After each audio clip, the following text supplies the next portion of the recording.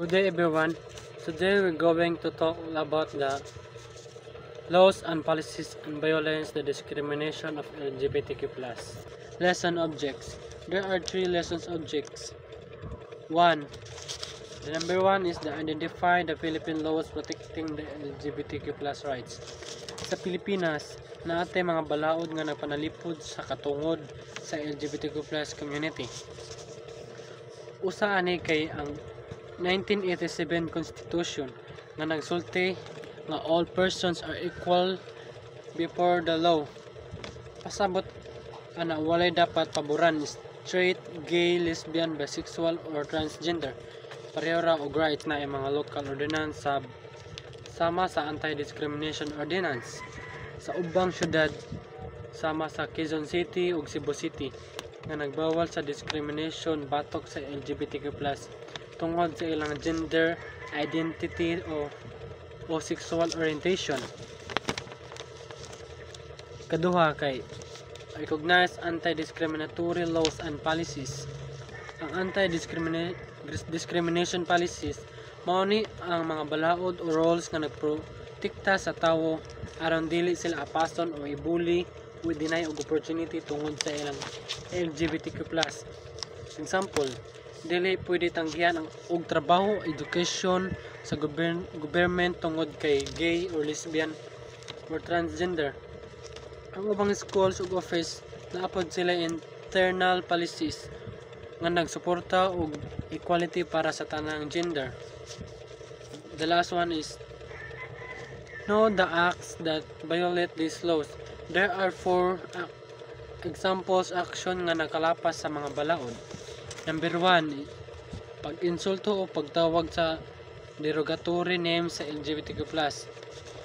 Kaduha kay pagpahawa sa trabaho o dili pag-hire tungod sa gender identity. The third, pagdili nga mosulod sa eskwelahan o lugar tungod sa ilang itsura o gender expression. The last one is pag-deny o public service or assistance tungod lang sa ilang sexual orientation. Definition of terms: equal protection. All persons should be treated alike under the law. Ang equal protection kay ang tanan dapat patas ug parehas ang pagtrato sa balaod, walay pinalabi. Example, kung naa kay trabaho, dili ka pwede tangtangon sa kampanya tungod kay bakla or tomboy ka. Kaduha kay due process. The government must respect legal rights and fairness for all. Ang due process kay ang gobyerno dapat mag-atag og hustisya o mga respeto sa legal na katungod sa tanan. Example, kung akusahan ka sa usa ka sala, dapat hatagan ka og chance nga ipagtanggol ang imong kagalingon. Nakay kuan ba? Pwede nimo itanggol imong kagalingon kay namang kay kuans freedom. The 1987 Constitution guarantees dignity and human rights for all.